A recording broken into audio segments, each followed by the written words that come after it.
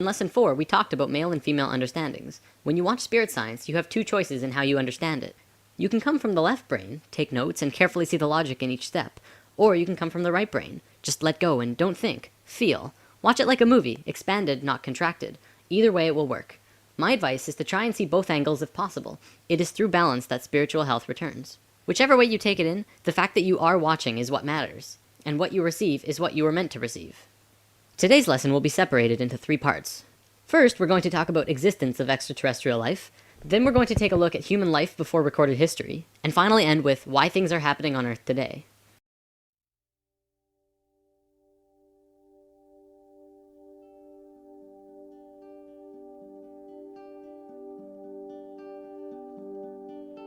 Part 1. The Dogon Tribe, Sirius B, and Dolphins. There is an African tribe near Timbuktu called the Dogons, who hold information that would be absolutely impossible to know according to today's standards.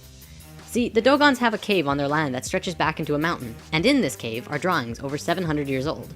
Now, the brightest star in the sky to us is called Sirius, now called Sirius A.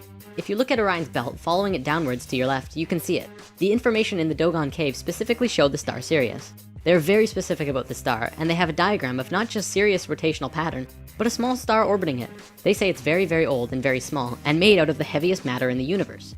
They also say that it takes close to 50 years for this small star to rotate Sirius. Astronomers were able to validate the existence of the secondary star, now called Sirius B, in 1862, and only about 30 years ago could they validate the rest of this information. The way that stars work, when they get really old, they have 2 options. They can go supernova, or it can blow up as a red giant, cause an explosion, and slowly collapse into a white dwarf. Sirius B is a white dwarf, which corresponds with what the Dogons say. White dwarfs are the smallest star type, estimated to weigh approximately 1.5 million tons per cubic inch. Black holes aside, that would surely seem to be the heaviest matter in the universe, or at least incredibly close. The Dogons were right on every aspect. Not only that, but when checking the rotational pattern of Sirius B around the larger star Sirius A, they found it to be 50.1 years. Now, this could not be a coincidence at all. It's just too close, too factual. Yet, how did an ancient primitive tribe know such detailed information about a star that could really only be measured in the last 30 years? And that's not all they knew. They also knew about the other planets in their solar system, including Uranus, Neptune, and Pluto. They knew exactly what these planets looked like when you approach them from space, let alone from Earth. They knew about red and white blood cells, and had all kinds of physiological information about the human body. All of this from a primitive tribe. Naturally, a team of scientists went to the Dogons and asked how they knew all this. This was probably a mistake to these researchers, because if they accepted that the Dogons really have this information, then by default they must accept how they got it. The Dogons told them that a drawing on the cave wall showed them. The drawings show a flying saucer in its familiar shape coming out of the sky and landing on 3 legs. Then it shows the beings in the ship going into water and coming up to the edge of the water.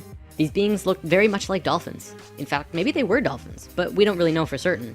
Then they started communicating with the Dogons. They described where they came from and gave the Dogon tribe the information.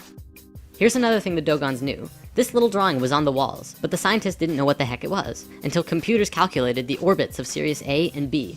As seen from Earth, this pattern shown in the cave is identical to the pattern of Sirius B moving around Sirius A in a time frame between the years 1912 and 1990. These 2 times are actually kind of important. 1912 was the first year when we began communication with the Greys, and in 1990, a specific electromagnetic grid around the planet was formed. But we'll have to look at that later once we go over some other stuff first.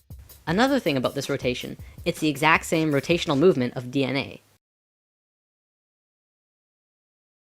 Part 2. How old is the Sphinx? This is probably one of the most important discoveries on the planet ever. The first one to really discover this was R.A. Schwaller de Lubitz. He is a famous Egyptian archaeologist who has written many books. He and his stepdaughter, Lucy Lamy, have demonstrated a profound understanding of sacred geometry and Egyptian culture. Now, on the Sphinx there are wear and cut patterns that are totally different from the patterns on other buildings in Egypt. Toward the back of the Sphinx there are cuts 12 feet deep into the surface. This pattern appears to be smoothed by water, as opposed to all the other buildings and structures built by Egyptians, which are only textured by sand and wind. The last time that there was water in the Egypt area was over 12,000 years ago, at the end of the last ice age. Scientists have determined that after the ice age, the Sphinx took a heavy beating, after which it was encased in sand for about 8,000 years. The face, however, was above the sand and continued to be weathered. The Egyptians didn't build the Sphinx, they merely restored it. Of course, Egyptologists have been slow to adapt to this new incredible discovery, but I think we know why. See, there are around 5,000 Egyptian archaeologists in the world, and they all pretty much agree with each other in most ways. They make little changes, but not too many, and most agree on the age of the pyramids. All of these archaeologists are Muslim, with a few exceptions, and their holy book is the Quran. Please understand that I'm not trying to discredit a major religion, but the Quran says that creation began about 6,000 years ago. So if a Muslim were to say that the building is 8,000 years old, he would be disputing their Bible. They cannot do that, and so they won't even talk about it. Another thing that's actually incredibly interesting, the Sphinx has a body like this, and a head like this? That's rather unproportional, isn't it? Not only that, but the Sphinx is actually facing a very specific direction. It is an astronomical marker. The Sphinx is in the shape of a lion. If it were built when Egyptologists say it was, that would be only 2,500 years ago, while the constellation of Taurus was in the sky. The only logical time for the Sphinx to be built when it was when the constellation Leo was in the sky, during the 11th millennia BC. The time that matches exactly where our new findings say that it would have been built. In the past, when something new like this was discovered that has a major influence on the viewpoint of the world, it takes about 100 years for it to get to the average person to say, oh yes, that's true. But this time, it's happening a lot quicker because of the internet. Now scientific circles are actually beginning to look at the words of Plato in a new light when he talked about another culture, another continent, from a dim past called Atlantis. The Sphinx is the largest sculpture on the planet. We know it was not done by hairy barbarians, but by a very sophisticated culture. And it was not done by anybody we now know here on Earth. From a scientific point of view, this is the first solid evidence to be accepted about the true age of civilization. There have been lots of other evidence, but it has kept being put under the table. Now we have the accepted evidence that there absolutely had to be someone on Earth who was highly civilized as early as 10,000 years ago. This is just the beginning of how we are going to completely change our view of who we think we are. Part 3. Earth's relations to the cosmos. We are living in accelerated times. Remember in lesson 1 I said time is speeding up? Let's talk more about that. The following is a fact according to Encyclopedia Britannica. From the time of our oldest known civilization, the ancient Sumerians, around 3800 BC, continuing for almost 6,000 years up to about 1900, a certain number of information was collected. Let's say for simplicity's sake, that in that time we learned one bag of facts. 50 years later, from 1900 to 1950, our knowledge doubled. That means it took 6,000 years to get a bag of facts, and in 50 years, we got another one. Amazing! But then in the next 20 years, we doubled it again.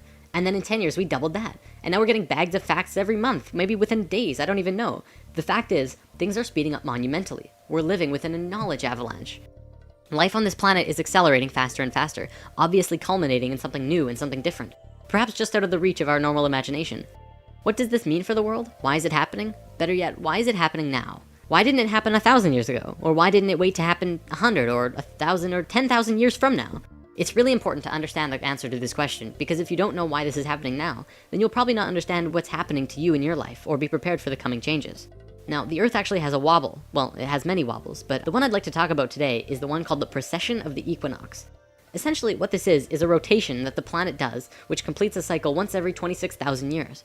It looks like this and slowly turns on its axis and points to different locations. Science looks at this and says, well, so what? It's just a wobble. But by looking at what the ancient civilizations knew, you see a more complete image. The point actually points to and away from the center of the galaxy. The center of the galaxy is where most of the energy and the most consciousness is. It's not just light up there, you know. So, in this diagram is our rotation. Here's the tip pointing towards the center of the galaxy, and here's the farthest pointing away. The ancient Sanskrit writings that also talks about this precession call this going with the galactic wind. The Sanskrit writings say that there are two very important places on this wobble. One is at A, and one is at C. Not the very tips as you might think. There are also important places at D and B, but not as important as A and C. According to these ancient writings, as we hit position A, we begin waking up. And as we hit position C, we begin to fall asleep. We continue on the cycle, but every time we make a full rotation, we wake up more and more. It works the exact same way as day and night on Earth. You go through this cycle every day, waking and sleeping, but every day you become a little more conscious. You learn new things, you don't do the same things over and over. I want to talk about religion for a bit, because you can definitely see this wobble over recorded human history.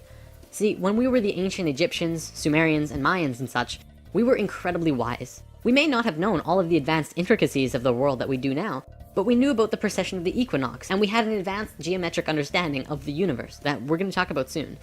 Then we got dumber and became all philosophical, not quite knowing anymore, but still able to understand many things. This is where things like the Fibonacci sequence and pi and the golden ratio were discovered. And then we got dumber still, and it was around this time that we had a real solid formation of most of today's religions. But you have to remember that these religions were based on earlier writings. They were written by people who understood far more than they did. They just couldn't make sense of it, and that's why many Bible stories just seem ridiculous. Ultimately though, every religion did spawn from a more conscious understanding, so you can't discredit religions completely. You just have to trace them back a bit further. You'll also see looking back that we went from a more female-oriented understanding to an incredibly male way of looking at things, very strict and orderly. Not much room for creative thought, it has to be 100% logic-oriented. back to precession. The Tibetans and Hindus also had these time periods called yugas, which were simply ages. Each yuga had a descending and ascending phase. Many of those who follow New Age beliefs will tell you that we're moving into the age of Aquarius, but not many people know what that means.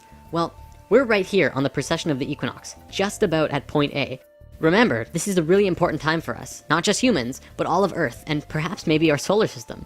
This is a chart showing the precession scale with our constellations. The astronomical sign that we see in the sky when we hit point A will be that of Aquarius. Are you ready for this, the big finisher? Can you guess when we're going to hit point A exactly? The Mayans figured it out.